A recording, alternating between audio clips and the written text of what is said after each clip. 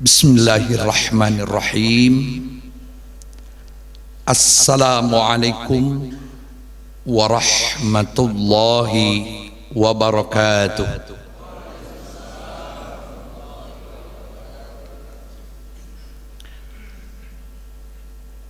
Dari jawaban ada yang pas, ada yang kurang pas. Mengapa? Masih ada jawaban salam itu ketika diberi salam dengan kalimat Assalamualaikum warahmatullahi wabarakatuh. Ada yang jawab Waalaikumsalam. Yang benar itu Waalaikumsalam. Harus menggunakan alif lam karena merupakan tanda definite artikel. Karena kita pun waktu diberi ada Assalamualaikum, berarti salam yang sudah pasti, salam dari Allah, Allahumma antas salam. Maka diberikan, dijawab dengan Waalaikumsalam warahmatullahi wabarakatuh. Begitu syariat yang sesungguhnya. Saya ulang, Assalamualaikum warahmatullahi wabarakatuh.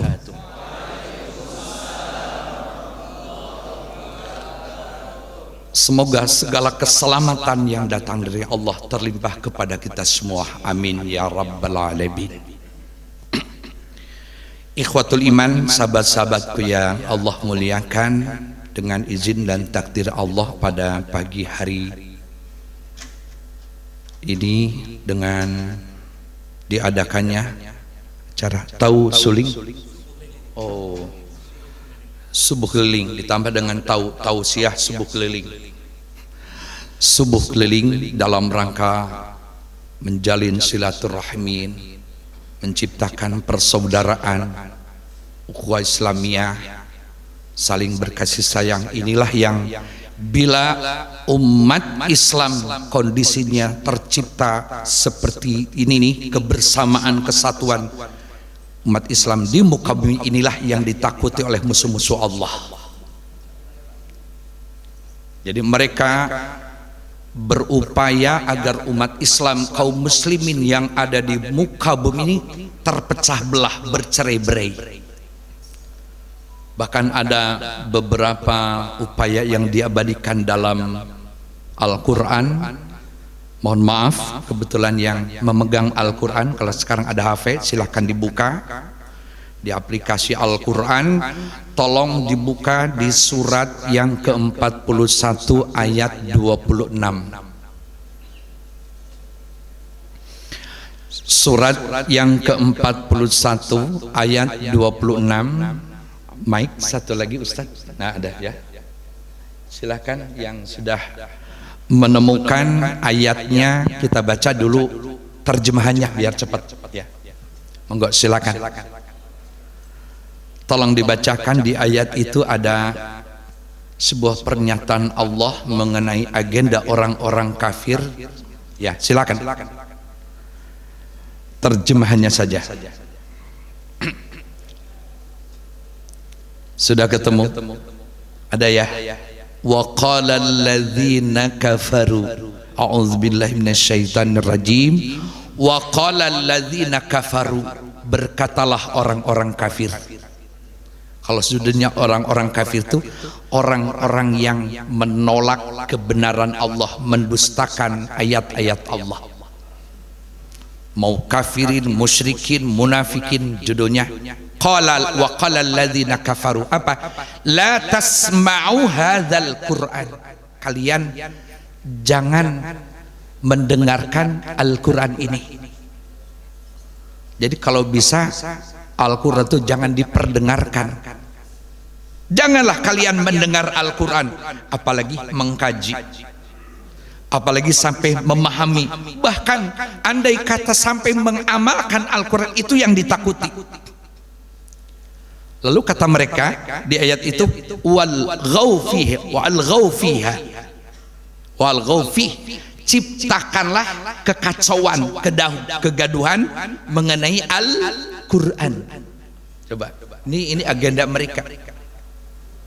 la'allakum, mudah-mudahan kalian dengan tidak membiasa mendengarkan Al-Quran, lalu kalian menciptakan kekacauan, kegaduhan mengenai isi Al-Quran.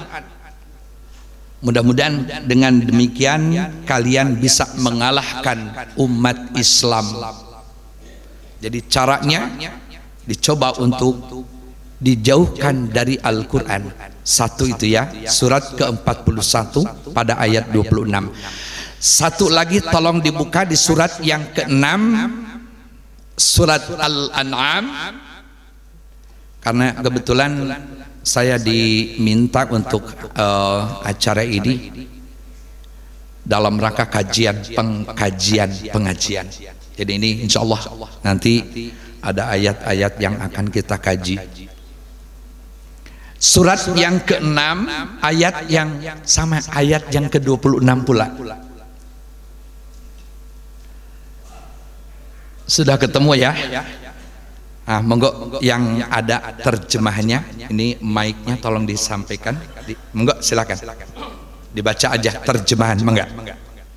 Mereka melarang orang lain mendengarkan Al-Quran dan mereka sendiri menjauhkan diri daripadanya, dan mereka hanyalah membinasakan diri mereka sendiri sedang mereka tidak menyadari. Ini diabadikan oleh Allah bahwa mereka ini berusaha untuk melarang, mencegah orang-orang membaca Al-Quran, dan mereka berusaha pula untuk menjauhkan terutama umat Islam, kaum muslimin, dijauhkan dari Al-Quran.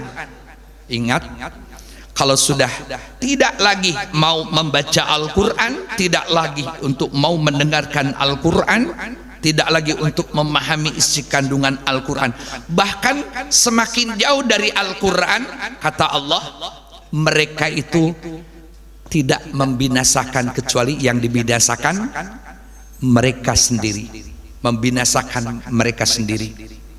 Akan tetapi mereka tidak sadar bahwa makin jauh dari Al-Quran, makin jauh dari Allah, hidup tidak ada kesejukan, hidup tidak ada kedamaian, tidak akan ada meraih kebahagiaan yang sesungguhnya.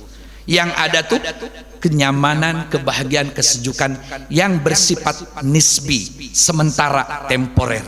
Namun demi Allah, kebahagiaan akan diraih bila hamba Allah, manusia ini, bersujud ibadah kepada Allah. Ikhwatul iman, sahabat-sahabatku yang Allah muliakan, luar biasa sekali hadirin yang hadir ini, sebagaimana sabda Rasulullah sallallahu alaihi wasallam, semoga kan kata Rasulullah sallallahu alaihi wasallam, di majlis seperti ini yang di dalamnya dibacakan ayat-ayat Al-Quran, ayat-ayat Allah, maka para malaikat berhimpun untuk sama-sama mereka memohonkan ampun kepada Allah. Semoga kita diampuni atas segala dosa dan kesalahan. Tidak henti-hentinya para malaikat memohonkan ampun kepada Allah bagi orang-orang yang hadir dalam majelis ini. Bayangkan malaikat yang berdoa, makhluk yang tidak pernah berdosa, doanya sangat makbul. Dan demikian pula dalam hadis tersebut, fa anzalallahu sakinata ala qulubihim, Allah menurunkan ketenteraman, ketenangan ke dalam hati kita. Insyaallah diberikan ketenangan, kesejukan, kebahagiaan yang sesungguhnya. Insyaallah ini kelebihan dalam majelis ini. Para ikhwatul iman yang dirahmati Allah, kemudian saya juga diminta oleh Syakurman, Syukurnya, beliau menyampaikan judulnya kalau tidak salah kemerdekaan dalam perspektif Islam ya. Kemerdekaan dalam perspektif Islam. Saya kira beberapa hari yang lalu kita sudah memperingati kemerdekaan Republik Indonesia.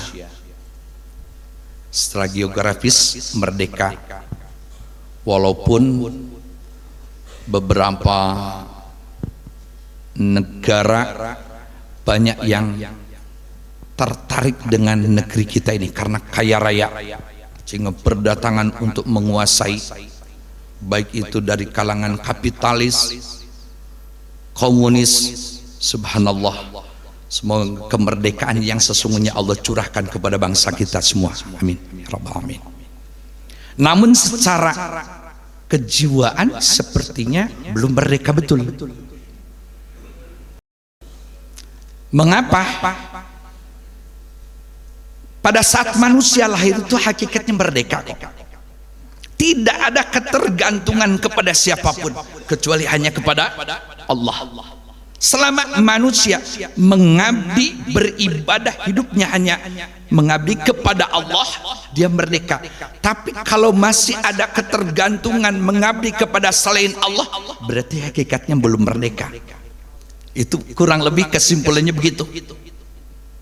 Seperti ayat yang populer dalam surat Al-Dzariyat, a'udzubillahi minasyaitonirrajim, wa ma khalaqtul jinna wal insa illa liya'budun. Dan tidak semata-mata aku.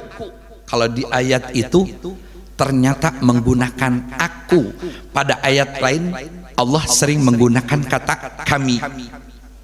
Tapi di ayat itu aku menunjukkan tidak ada yang terlibat, cuma Allah sendiri, itu maknanya. Maka di dalam gramatika bahasa Arab itu isim domir yang mutakalim wahdah, yang hanya sendiri, tidak ada yang terlibat. Hanya aku, kata Allah, telah menciptakan al-jinna wal insa. Ini kalau dikaji lebih lanjut bisa lama, karena di ayat yang lain yang apalagi yang namanya manusia itu sering menggunakan kata al-insan, tapi kalau di sini al-insa maknanya artinya sama-sama manusia. Al-Quran banyak menggunakan kata manusia dengan beraneka ragam, yang tujuan tiap kata ini berbeda walaupun sama-sama manusia. Al-insa, al-insan, an-nas, basyarun, nafsun, bisa diartikan manusia. Tapi setiap kata Al-Quran menggunakannya sangat-sangat istimewa. Dan ini diterima oleh seorang manusia pilihan Allah, Muhammad Rasulullah Sallallahu Alaihi Wasallam, yang lahir di gurun pasir, tidak punya guru, tidak pernah ikut bimbel, apalagi university, tidak pernah. Tapi isi yang terkandung di dalam kitab ini, yaitu Al-Quran, menakjubkan. Mustahil kalau Al-Quran sebagai rekayasa Muhammad, walaupun banyak yang menuduh ini adalah buatan Muhammad. Tidak mungkin, karena beliau sudah dibuktikan, disaksikan oleh teman-teman sebayanya waktu dalam pergaulan masih dini, Muhammad tidak mampu membaca dan menulis. Bahkan ketika malaikat menyampaikan wahyu pertama, Iqra ma ana biqari, 3 kali. Nah, ikhwatul iman, sahabat-sahabatku yang Allah muliakan, untuk mempersingkat waktu saja, pada pagi hari ini saya ingin menggambarkan bagaimana konsekuensi orang-orang yang hilang kemerdekaan jiwanya, yang tadi sudah sedikit digambarkan, tidak akan mendapatkan kesejukan, kedamaian, ketenangan yang sesungguhnya. Yang ada itu bersifat nisbi, sesaat, sementara, yang tidak mampu melintasi waktu. Sedangkan kebahagiaan yang kita dambakan, yang kita rindukan, kesejukan, kedamaian yang kita harapkan itu adalah kebahagiaan yang hakiki di dunia, terlebih di akhirat. Nah, ini saya ingin menggambarkan kondisi orang-orang yang hilang kebahagiaannya, yang ketergantungan, mengabdi, tunduk kepada selain Allah. Nah, oleh karena itu pada pagi hari ini kita akan mengkaji surat yang tidak jauh, masih awal, masih di dalam surat Al-Baqarah. Tolong dibuka yang bawa Al-Quran. Nah, sekarang ini yang jadi kajian, mudah-mudahan selesai. Kalau tidak selesai ya mohon maaf. Surat Al-Baqarah ayat yang ke-17, masih awal ya, dan ini rata-rata hafal. Surat Al-Baqarah ayat yang ke-17. A'udzubillahi minasyaitonirrajim. Bismillahirrahmanirrahim. Mathaluhum kamathalil ladzi istawqada nara.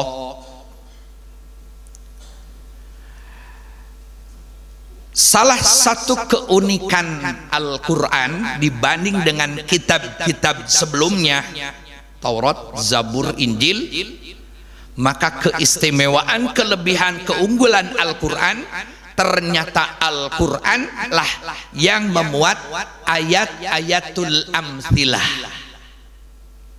ayat-ayat yang penuh dengan perumpamaan. Ternyata dalam kitab lain tidak ditemukan.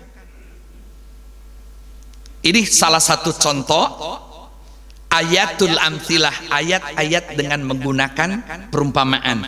Maka mathaluhum ditambah dengan ka, ditambah dengan mathal, sehingga bunyinya mathaluhum kamathali. Inilah yang di dalam ilmu balaghah disebut dengan adatut tashbih. Apa itu adatut tashbih? Lapad, kata untuk membuat perumpamaan. Banyak di dalam Al-Quran menggunakan perumpamaan. Buat apa? Untuk meningkatkan daya pikir. Jadi secara tidak langsung Al-Quran mengajak untuk meningkatkan kualitas kita berpikir. Contoh, orang yang masih yakin dan menyembah kepada selain Allah, maka digambarkan oleh salah satu surat bagaikan rumah laba-laba. Maka ada surat namanya Al-Ankabut. Kata Al-Ankabut lalu ditambah ada tasbih, huruf kaf di awalnya. Al-Ankabut ditambah dengan kaf awalnya, jadi apa? Kal-Ankabut. Bahasa kita jadi apa? Kalang-kabut. Maksudnya tuh kal-ankabut. Jadi bahasa kita kalang-kabut, ngejelimet. Kenapa? Itulah gambaran orang yang menyembah, mengabdi kepada selain Allah, rapuh. Tertiup angin, tertipa daun aja bisa hancur.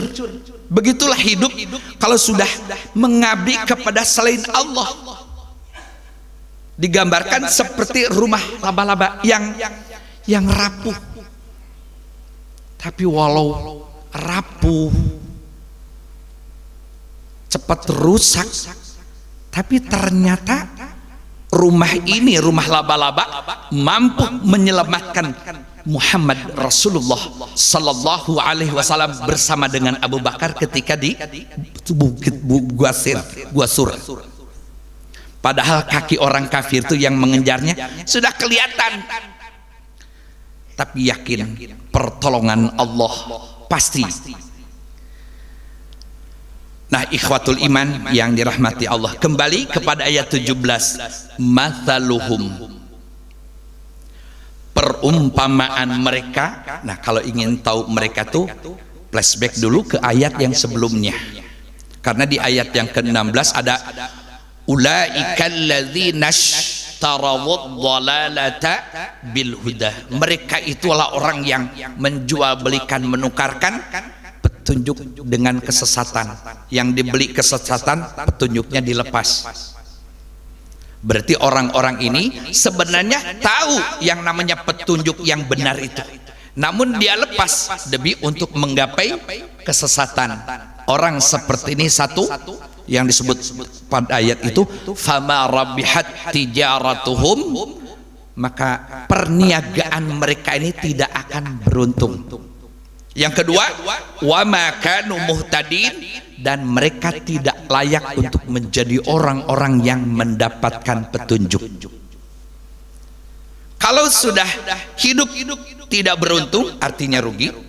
Lalu tidak lagi mendapatkan bimbingan hidayah dari Allah. Nah, inilah orang-orang yang hidupnya hilang kemerdekaan. Bagaimana kok bisa? Nah, untuk lebih jelasnya menjelaskan kelompok orang-orang yang seperti ini, maka dijelaskan dengan ayat 17.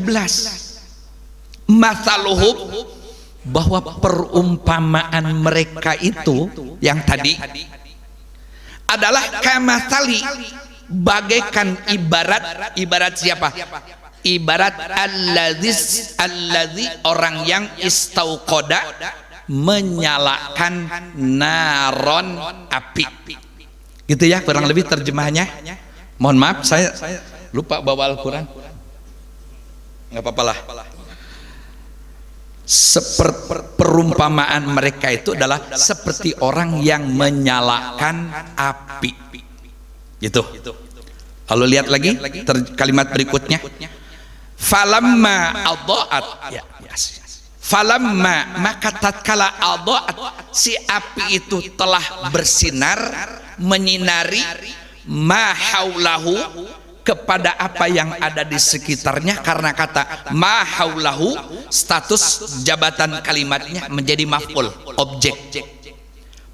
Api tersebut mampu menyinari, menerangi kepada apa yang ada di sekitarnya, yang ada di sekelilingnya. Mahaulahu, begitu terang benderang, apa yang terjadi? Zahaballahu binurihim, Allah menghilangkan cahaya mereka. Setelah cahaya itu hilang, apa yang terjadi pula? Watarakahum, dia Allah meninggalkan mereka, Allah membiarkan mereka fi zulumatin, berada di dalam kegelapan. Itu bentuk plural, kegelapan. Tapi ini bukan sebenarnya, ini mas sebuah tamsil. Jelas nggak? Kayaknya waktunya pendek lah, ntar aja disambung lagi kali ya. Sudah cahayanya hilang. Kenapa Allah menghilangkan? Karena tidak berfungsi. Ada cahaya, ada sinar itu tidak dimanfaatkan oleh kelompok ini, maka lebih baik dihilangkan. Zahaballah, sudah hilang cahayanya, apa yang terjadi? Watarakahum, Allah membiarkan mereka fi zulumatin, berada di dalam aneka kegelapan. Jual narkoba, jadi bos judi online. Halo? Kekayaannya di mana-mana, tapi tidak mendapatkan ketenangan. Kenapa? Dihilangkan cahayanya oleh Allah, dibiarkan berada di dalam kegelapan tadi bentuk plural. Yang kedua menggunakan bentuk infinitif. Kalau sudah demikian, aneka kegelapan akan dirasakan. Inilah hidup yang jiwanya hilang kemerdekaan. Sesudah itu apa yang terjadi? Setelah bergelimang dalam aneka kegelapan, la yubsirun, mereka tidak bisa melihat. Ingat, kalau sudah kata yubsirun, jelas fi'lul mudhari, bentuk present continuous atau bentuk future. Yubsirun dari kata basara yang artinya melihat. Itu basara itu lebih tepat melihat dengan mata hati. Kalau melihat dengan mata fisik, Al-Quran biasanya menggunakan nazar. Kalau melihat dengan akal fikiran, biasanya dengan menggunakan ro'a, yaro. Maka sering alam taro, apakah kamu tidak berpikir? Karena yang dituntut berpikir dengan akal. Hebatnya Al-Quran, tidak dijumpai seindah ini kalimat di dalam agama lain kecuali Al-Quran.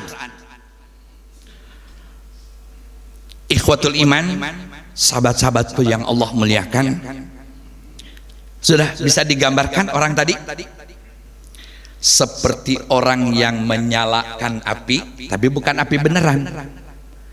Tatkala api itu telah menyinari kepada apa yang ada di sekitarnya, Allah menghilangkan kepada cahaya mereka, dan Allah pun membiarkan mereka hidup berada di dalam kegelapan.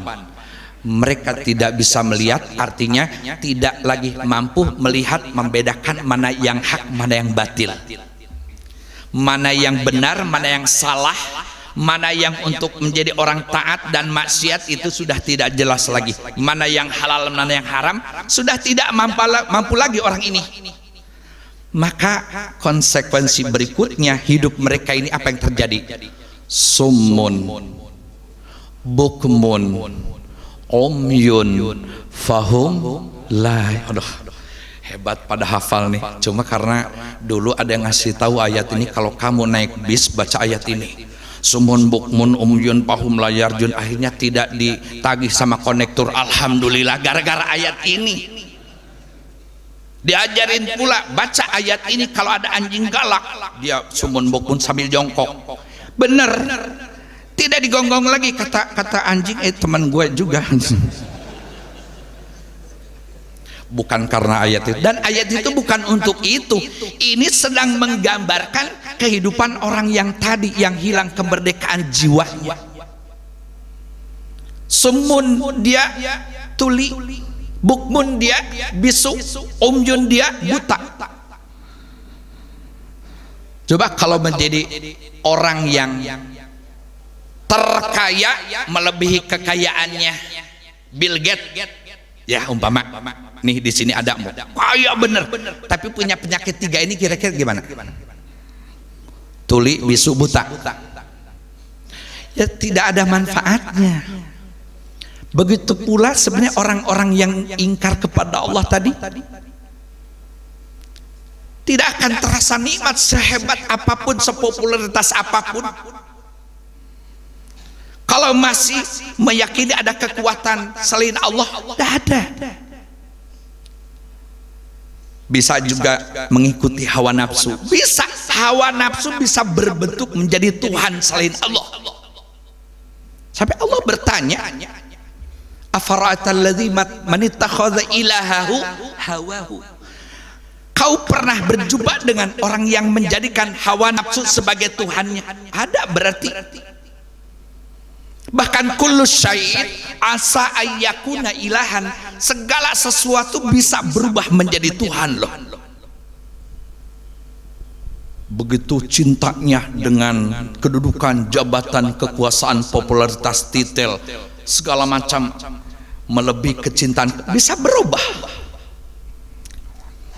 Nah, ikhwatul iman, sahabat-sahabatku yang Allah muliakan, saya ingin melanjutkan ayat yang ke-19-nya.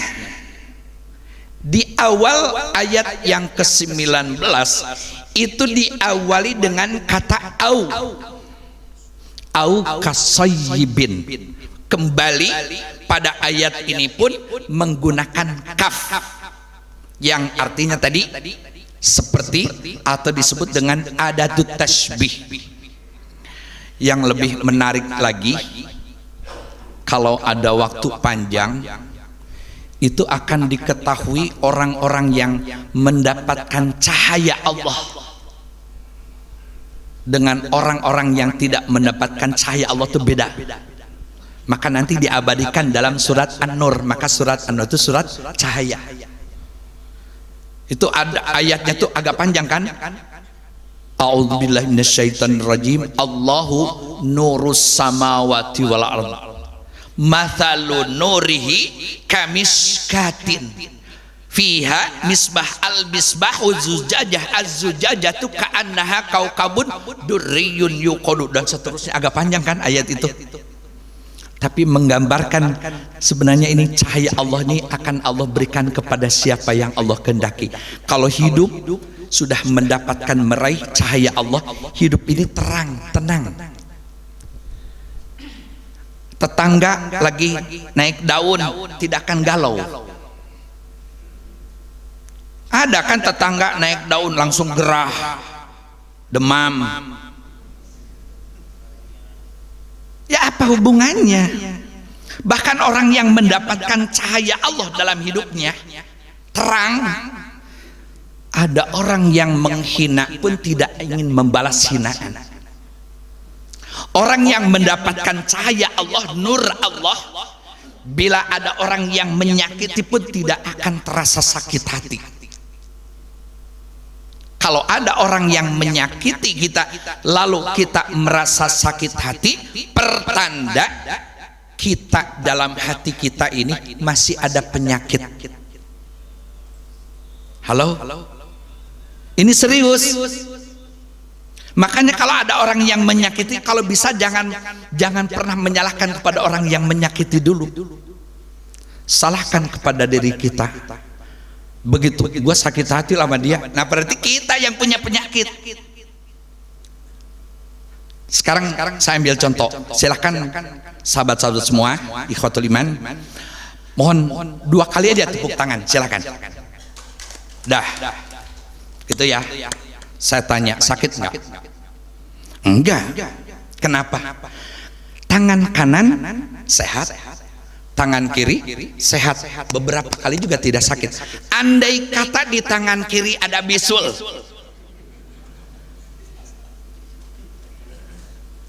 terus tepuk tangan, apa yang dirasakan? Kenapa? Karena ada penyakit. Sama ya, sederhanalah ngukur ada penyakit hati dan tidak tuh seperti itu. Dipukul ini ya sehat, ya tidak sakit. Tapi kalau ada penyakit maka akan terasa sakit.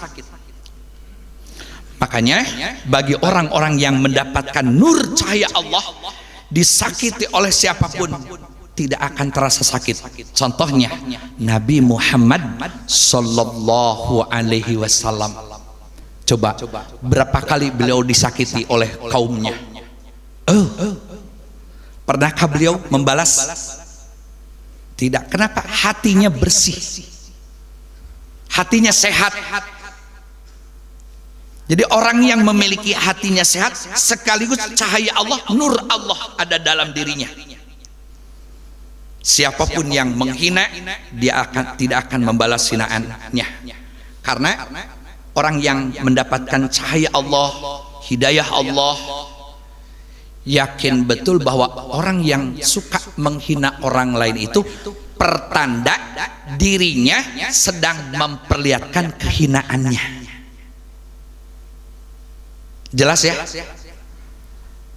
Orang yang suka menghina orang lain itu tandanya dia sedang mempertontonkan kehinaan dirinya. Padahal ada orang yang menghina, ada orang yang menyakiti, itu adalah momen yang paling tepat untuk membuat kita ini mulia sebenarnya. Tergantung menyikapinya. Nah, ikhwatul iman yang dirahmati Allah, ayat berikut kita tadi gara-gara au itu harful atfi kan, huruf ataf. Atau nah, sebenarnya dari kata au masuk ke huruf kalimat ka, kan kalimatnya au kasayyibim minas sama, atau nah dari kata atau sampai ka itu sebenarnya ada kalimat yang tidak dibubuhkan di situ. Ustadz, kira-kira kalimat apa nih? Ada yang tahu? Antara au dengan ka kan au ka. Nah, antara au dan ka itu ada kalimat yang tidak dibubuhkan di situ. Kira-kira apa? Ada yang bisa? Boleh nggak? Kalau saya, maaf ya, kalau ada yang bisa menjawab dapat 100.000 gimana? Iya serius, nih ada. Antara au dengan ka, kira-kira kalimat apa yang tidak dibubuhkan di situ? 100.000 buat beli beras lumayan. Ada?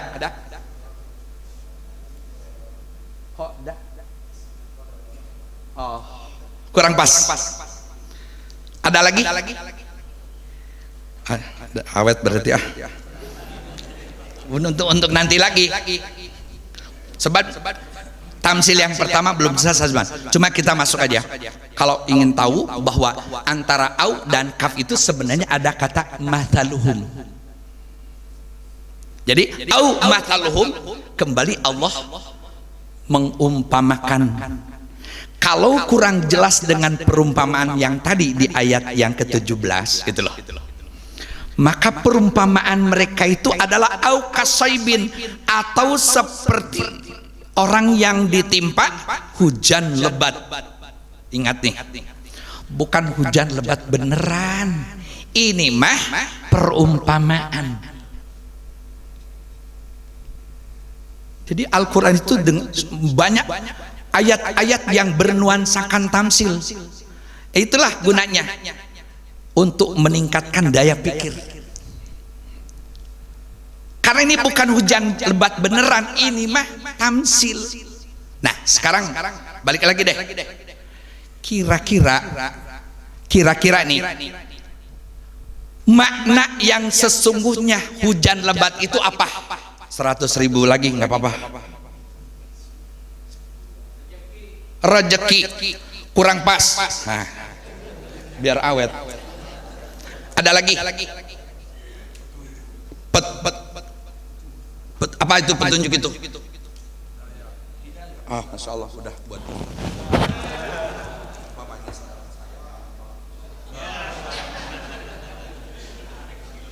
gampang lah. Dah. Ya. Kayaknya masih ada lagi. Sip. Walaupun itu jawaban spesifiknya belum pas, tapi nggak apa-apa lah, insya Allah ya, itu betul petunjuk. Nah, jadi sebagaimana ayat yang ke-17 ini, jadi apa?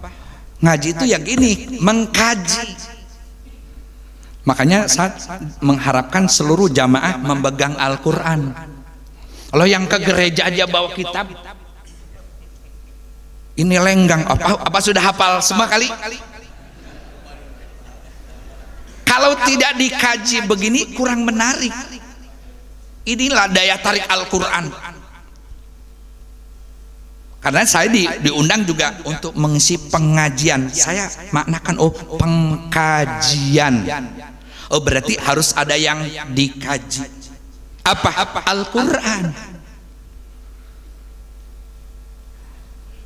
Tamsil yang pada ayat yang ke-17 tadi, seperti orang yang menyalakan api, bukan api beneran. Tadi sudah sedikit dijawab petunjuk. Apa itu petunjuk? Petunjuk kebenaran. Apa itu kebenaran? Al-Quran. Maka banyak orang yang mengkaji Al-Quran di luar Islam, tahu yang benar, tahu yang salah, yang hak, yang batil, tahu. Tapi karena yang membukanya mereka, yang mempelajarinya mereka, Al-Quran tidak menjadi petunjuk, bahkan dihilangkan oleh Allah tuh kan. Sehingga mereka ini walaupun tahu mana yang benar, mana yang salah, tapi bukan untuk diamalkan. Apa yang terjadi?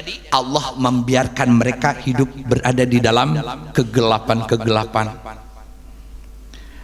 Dia tukang judi, dia tukang minum, tapi dilalahnya orang itu kok hidupnya makmur, karena dibiarkan oleh Allah. Mau melakukan dosa apapun dibiarkan, sudah dia makmur hidupnya, dilalahnya wong sehat, panjang umur. Nah itu cara Allah. Dan mereka ini yakin tidak akan merasakan ketenangan. Maaf, sampai jam berapa? Udah ya? Masih dikit lagi. Ini sayang benar. Tadi sudah ada yang jawab bahwa hujan lebat itu rezeki, belum pas. Au kasaibin, atau seperti ditimpa hujan lebat. Oke, pertanyaan berikutnya, kecuali Ustaz jangan ya, nanti jawab lagi nggak enak. Yang lain untuk 100.000, apa itu hujan lebat? Keberkahan kurang pas. The other, please up your hand. Daripada habis waktu dah. Oke. Atau seperti ditimpa hujan lebat minas samai, dari langit. Fihi, di dalamnya apa? Nya hujan lebat itu zulumatun, ada kegelapan bentuknya plural. Wara'dun, dan ada petir. Wabarkun, dan ada kilat. Bukan sebenarnya, itu tamsil. Di dalamnya ada kegelapan, di dalamnya pula ada petir, di dalamnya pula ada kilat. Sehingga pada saat terjadi itu semua, apa yang terjadi? Yaj'aluna asabi'ahum, mereka menjadikan jemari mereka itu fi adanihim, ditempelkan menutup telinga mereka, bagaikan mendengar suara halilintar. Hadzaral maut, mereka itu takut mati. Wallahu muhitun, Allah selalu meliput bil kafirin, terhadap orang-orang kafir. Itu bukan sebenarnya, ini kan tamsil. Berpikir dong. Masya Allah. Jadi kalau begitu, apa sih yang dimaksud dengan hujan lebat? Apa itu? Apa itu? 100 lagi dapat.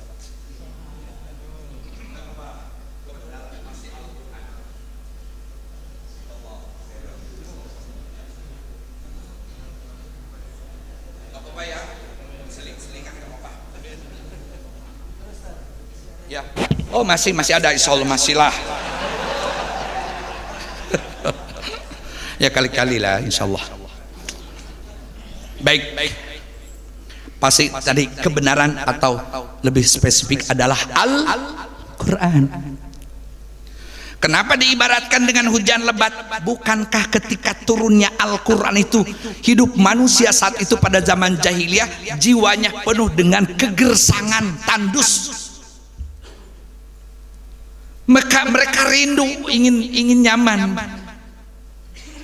Kemarau berkepanjangan, tandus, gersang. Itu jahiliyah. Karena yang mewarnai hidupnya itu adalah hal-hal yang membuat manusia itu hina.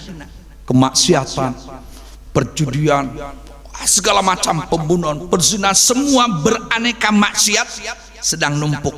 Sedangkan orang-orang ingin mencari ketenangan, maka segera Allah turunkan Al-Quran bagaikan hujan lebat. Apa yang terjadi? Andai kata para petani yang sudah ditimpa kemarau berkepanjangan, tiba-tiba hujan turun, apa yang terjadi? Senang. Itulah makanya disebut minas sama itu dari Allah. Fihi, di dalamnya, tadi sudah ketemu di dalam hujan lebat, berarti di dalam Al-Quran itu zulumatun, ada kegelapan. Maaf, antara zulumatin yang ada di ayat 17 dengan zulumatun yang ada di ayat yang ke-19, walaupun kalimatnya sama-sama bentuk plural, tapi maksudnya beda.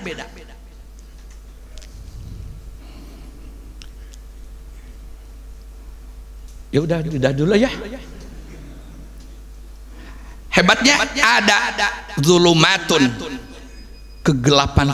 Kalau kegelapan yang ada di ayat 17 itu berbagai macam maksiat, berbagai macam dosa. Dosa apapun akan melahirkan zulumat. Maka orang yang senang berbuat dosa, hakikatnya dia akan meraih kegelapan. Gitu loh. Maka zulumat itu dari kata zalim. Zalim itu aniaya. Orang yang berbuat dosa itu hakikatnya dia menganiaya diri sendiri. Ini dipakai bentuk plural jamak, zulumatin. Dibiarkan oleh Allah berada di dalam kegelapan aneka maksiat. Apapun dosanya, bila dilakukan zalim. Suami lagi tidur, istrinya ngambil 100 ribu dari dompet, zalim. Ada dosa kan, tidak izin. Zulumatun, aneka kezaliman, aneka dosa. Tapi yang ada di ayat yang ke-19, fihi zulumatun, di dalamnya itu terdapat zulumatun, kegelapan. Maknanya sudah berbeda. Apa itu kira-kira? 100 ribu lagi. kurang pas. Satu lagi, siapa? Nah, habis waktunya. Adalah hal-hal yang gelap, yang sifatnya abstrak, yang tidak bisa dijangkau dengan akal. Apa itu? Hidup di alam kubur. Gelap. Dijelaskan dalam Al-Quran, ya, adanya alam barzah, alam neraka, alam surga, alam-alam yang gaib. Nah, hal-hal ini sudah banyak dijelaskan oleh Allah dalam Al-Quran. Namun kata mereka zulumatun, gelap, sehingga mereka tidak bisa mengimani, mempercayainya. Zulumatun. Jadi kalau kepada orang-orang kafir disampaikan tentang siksaan, kagak takut. Nanti di dalam Al-Quran itu ada surat An-Nisa, yang nggak usah dibuka, ini habis waktunya. Barang siapa yang membunuh seorang yang beriman, itu 4 ya. Allah kutuk, Allah laknat, Allah murka, Allah siksa dengan siksaan yang Masya Allah. Sampai gitu kan. Ini saya kebayang yang membunuh 6 laskar mukmin, apa yang akan terjadi azab di dunia pun demi Allah ditampakkan kok. Mukmin kok tidak bersalah. Kalau saya yakinlah itu yang namanya celurit, pedang, senjata itu mereka yang bawa, direkayasa. Allahu alam. Tapi ini uang selesai dong. Jadi dengan saya simpulkan sebentar aja dah, bahwa Al-Quran digambarkan sebagai cahaya tadi. Api itu maksudnya cahaya. Kemudian hujan yang lebat itu pun Al-Quran. Nah, sedangkan zulumatun, hal-hal yang gaib. Maka di awal Al-Baqarah tuh sifat untuk menjadi orang yang bertakwa tuh setelah hudalil muttaqin alladzina yu'minuna bil ghaib. Orang-orang yang beriman kepada hal yang gaib, yang abstrak. Inilah yang tidak diyakini oleh orang-orang kafir. Sekalipun menjelaskan alam kubur dengan beraneka siksaan, mereka tidak percaya. Kenapa? Karena tidak yu'minuna. Maaf, kata yu'minun tidak hanya diterjemahkan dengan percaya. Kalau iman itu diterjemahkan dengan percaya, kira-kira iblis itu percaya nggak adanya Allah? Percaya. Adanya surga, percaya nggak? Iman nggak kepada Allah?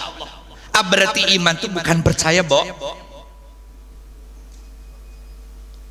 Nah, yang keduanya tadi setelah ada zulumatun mengenai alam gaib, ternyata di dalam Al-Quran ini hujan lebat tadi yang akan memberikan kesejukan. Hujan itu kan gitu, memberikan kesuburan. Jadi kalau ingin sejuk, makmur, subur, nyaman, damai, itu kembali kepada Al-Quran.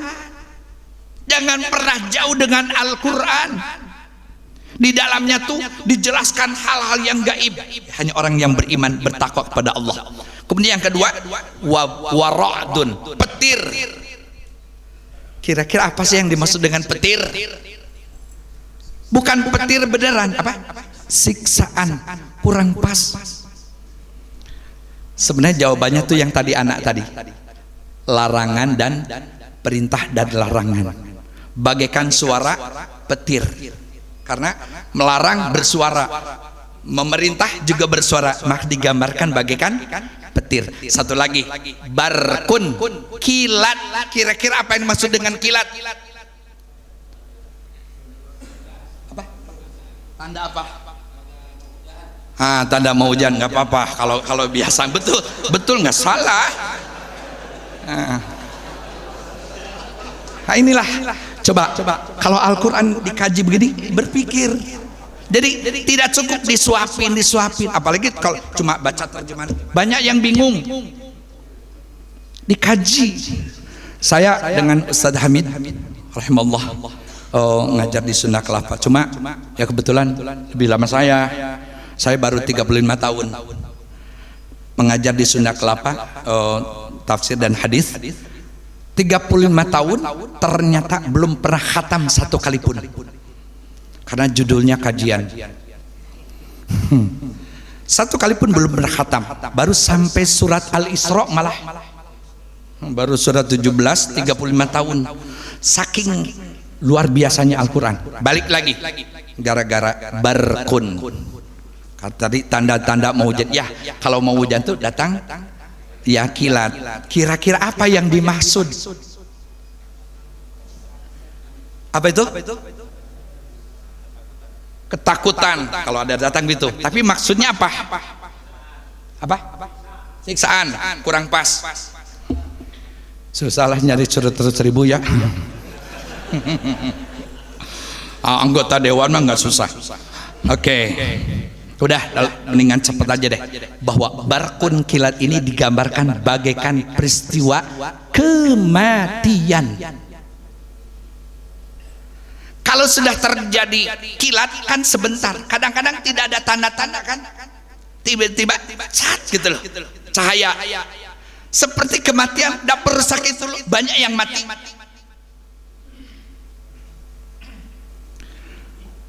Maka kalau dijelaskan mengenai alam gaib, zulumatun, disampaikan perintah Allah dan larangan Allah, ra'dun, lalu disampaikan juga peristiwa kematian bagaikan kilat. Apa yang dilakukan? Yaj'aluna asabi'ahum, subhanallah. Tapi ini belum kelar, karena di ayat yang terakhir, maaf, ayat yang ke-20 itu ada yakadul barqu yakhtafu absarahum, hampir saja mereka itu disambar dengan kilat. Kilat menyambar mereka gitu. Yakadul barqu, hampir saja kilat itu menyambar kepada mereka, kepada penglihatan mereka, ketemu dengan al-barqu. Kalau tadi dan ini antara barkun yang di ayat sebelumnya dengan barku yang ada di ayat ini itu beda lagi maknanya. Udah dulu deh ya, cukup dulu lah. Insyaallah kapan-kapan dilanjutkan aja dalam kajian ayat-ayat tamsil. Tapi syaratnya semua membawa Al-Qur'an. Ya.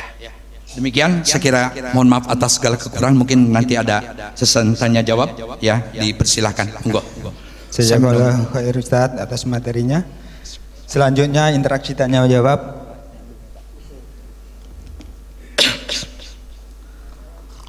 Kepada jamaah yang telah mempersiapkan pertanyaannya, silahkan untuk ditanyakan. Pak, ada? Ya. Kalau yang lain kan mau dengar. Ya. Ya. Bisa berbeda cara menafsirkan ayat perumpamaan ini, karena kan itu sesuatu yang perumpamaan gitu. Apakah ada tafsir yang beda menurut Bapak tadi? Makasih. Ya. Saya jawab langsung. Sangat mungkin berbeda, tergantung referensinya. Makanya untuk memberikan penafsiran ayat-ayat Al-Quran, sebaiknya kita melihat beraneka tafsir-tafsir yang lain. Jangan satu tafsir, itu yang bahaya. Bisa, tapi maksudnya insya Allah mudah-mudahan tidak berbeda, walaupun cara menafsirkan mungkin, tapi hakikatnya itu jangan keluar dari koridor ayat tersebut yang dimaksud. Makanya diusahakan untuk mempelajari tafsir-tafsir yang lain, bukan cuma Al-Maraghi, Ibnu Katsir, Al-Manar, bukan. Coba aneka tafsir kita baca, dan itu menarik. Setiap ini ada perbedaan, lalu kita kolaborasikan. Itu subhanallah. Ya, ini satu pertanyaan. Bukan. Ini ayat tamsil tidak termasuk ayat yang mutasyabihat. Ayat yang mutasyabihat lebih banyak itu ada di awal surat, seperti alif lam mim, kaf ha ya ain shad yasin, itu mutasyabihat. Kalau ayat ini termasuk yang muhkamat, justru mengundang, memacu kita untuk berpikir. Itulah yang saya katakan tidak ditemukan dalam agama lain. Kitabnya tuh luar biasa. Benar ini bahwa Ini wahyu Allah, mukjizat yang Allah turunkan kepada Nabi Muhammad sallallahu alaihi wasallam. Subhanallah. Oke.